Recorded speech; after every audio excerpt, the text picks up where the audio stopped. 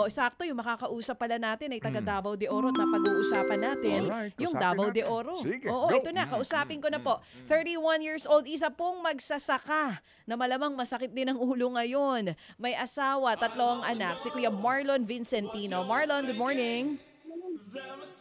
Good morning, ma'am. Good morning po, Kuya Marlon. Good morning, ma'am. Good morning. Hindi naman po kami nakaka-istorbo dyan sa inyo, Kuya. Hindi po, ma'am. Hindi naman. Okay, saan po kayo exactly sa Davao de Oro? Anong barangay po ito? Sa Mawab po, ma'am. Saan po? Davao, Mawab. Sa Mayab. Malapit po ba kayo dito sa New Bataan? Malayo na kayo?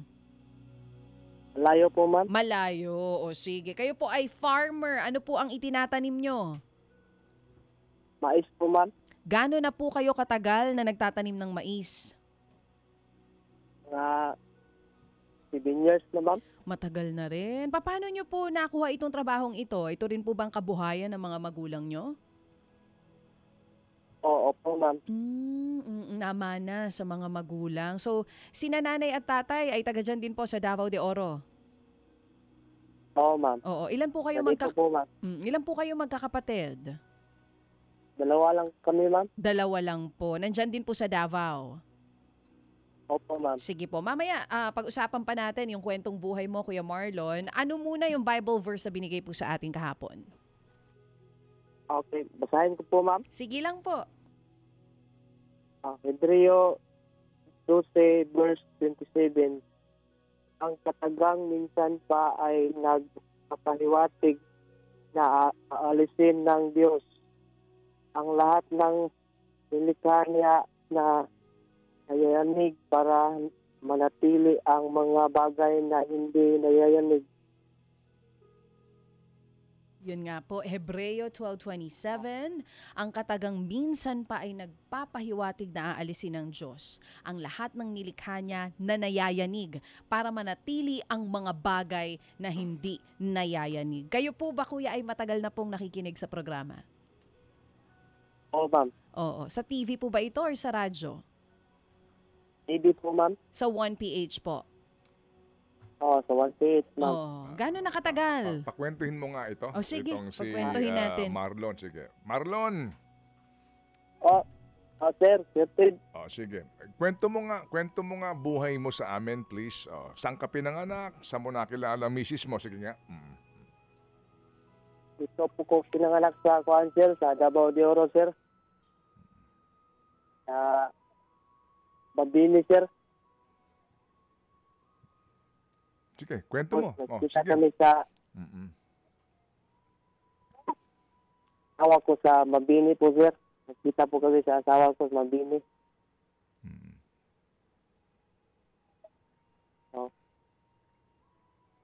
Marlon. Oo, sir. Oo, parang nakaka-istorbo yata kami sa iyo. Sorry Oo. Hindi, kinakabahan Iya siya. po ako, sir. Ha? Kinakabahan siya. Ninenervyos Tsaka ka? siguro nahirapan siyang, gusto mo ba magbisaya na lang kayong Sige, dalawa? Baka magbisaya. nahihirapan Hindi, eh. sige nga. Marlon, Okay. gusto mo, kausapin mo si Manong Ted at nakakaintindi ito ng Bisaya. Sige. Hindi. Kasi nga, Marlon, kaya gusto ka namin magkwento kasi gusto ka namin makilala. Oo, naman. Oo, ng lubos. Para nga, meron kang premyo.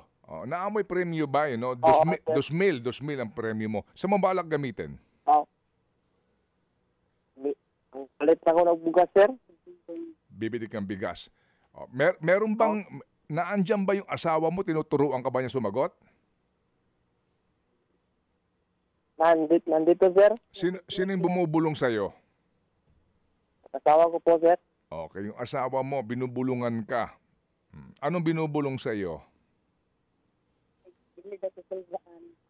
Hindi na kukulbaan ba? Ano daw?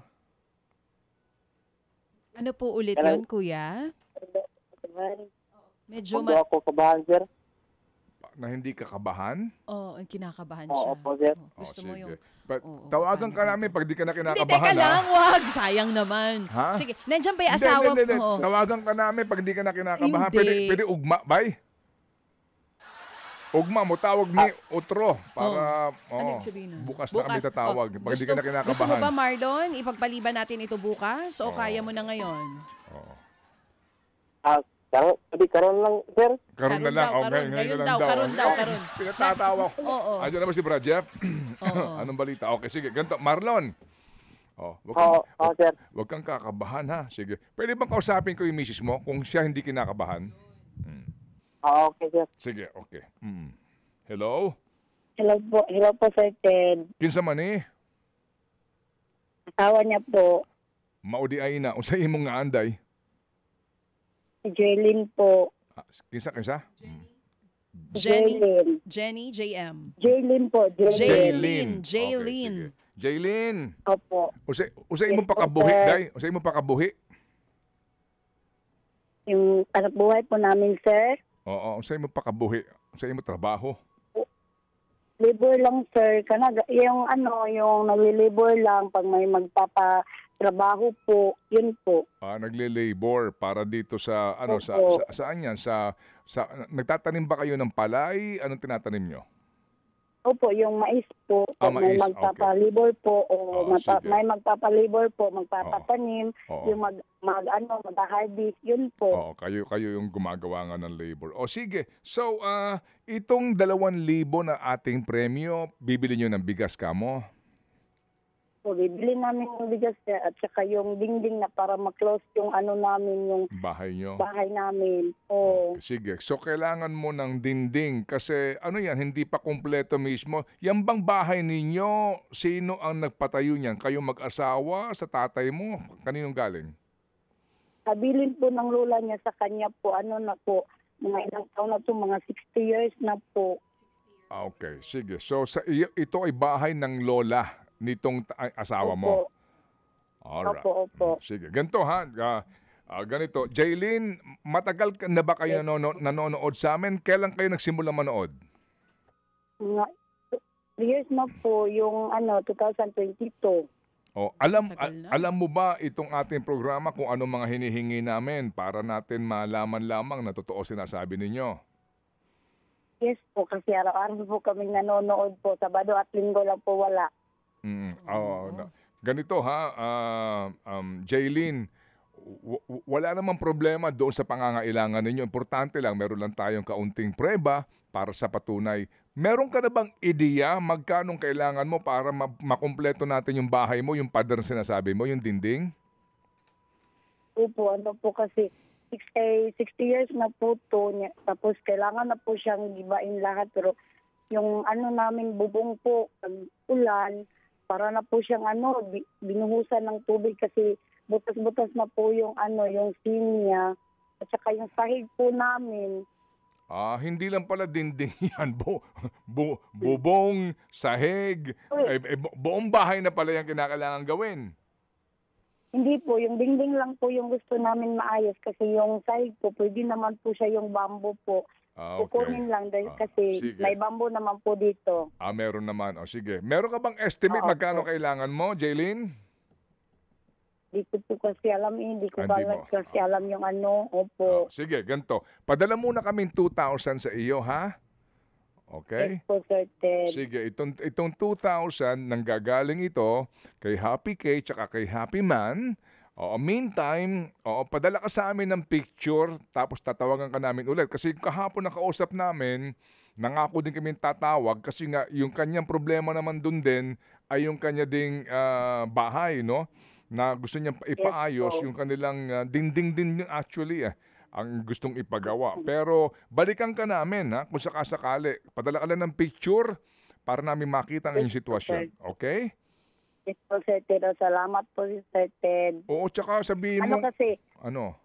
yung asawa ko po, di kasi sila siya marunong mag-Tagalog, kaya po para siyang kinakabahan. Oo, hindi.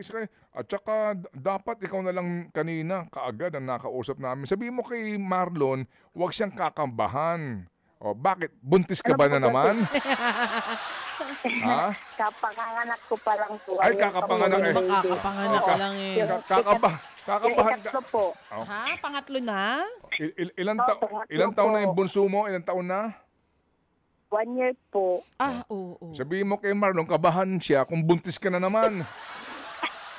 Hindi Wala malabo pa. mangyari yun. Tama May na mga- po. Tama na po. Pero, oo Ano ha. daw? Tama Tama na? na. Nag-family planning na kayo, Tama na po Day? kasi Opo. Nag-family- Kasi ang hirap ng Hirap. hirap ng buhay eh. Oo, so naka-ano ka na, naka-family planning. Yes po, injectable po Oh, yun yung naman. Dipo po, 3 months. Oo. Nagpa-injectable na siya. Injectable. Oo. O sige, ang problema diyan kapag pumalya ang injectable, ma-injectionan ka. Hindi papalya yan. 3 months daw. Hindi O, po. sa tama mo, Chacha. Oo. Kailangan po Parang gusto mo rin ng injection. Oo naman. Kailangan yan sa live. Lalo ngayon, flu vaccine ang gusto ko sana na injection. Si Ruth, nagpa-injection eh. Ah, Flu vaccine din. si Ruth. Oo. Kaya pala masakit ng balakang. Kasi sa puwet siya in-injection na. Okay, Oh, sige. sige. Salamat. Sige, ganito ha, Iha, Jaylin. Yes po. Meron kang 2,000. Hindi na bale, no? Pasalamat lang kami sa mga nagbigay nito sa iyo. Abangan namin yung picture mo pagkatapos tatawag kami ulit, okay? Sige po. Salamat. Sige. Maraming salamat po. Thank you, Sir Jean. Chacha. Sige. Dagang Thank salamat you. ka ni Moda, yeah? Oo. And Sige po. salamat sa iyong tiwala sa aming programa. Tsaka kausapin natin Nakita sila mo, ulit. Napatawa natin na si Jaylin. Oo naman. Mga kapatid, brothers and sisters, saan ka pa? Dito na tayo sa totoo. Dito na tayo sa True FM. Mga kapatid, mag-subscribe and follow po kayo sa social media accounts ng True Network PH. Yan po kami. Hanapin nyo lang True Network PH, Facebook, Instagram, YouTube, TikTok, and podcast. Mapa Apple or Spotify man yan, mahahanap nyo kami. Lahat ng mga napapanood at napapakinggan nyo po sa programa, nasa social media accounts namin yan. So, paano mga kapatid? See you sa social media! Dito tayo sa totoo, tunay at tapat.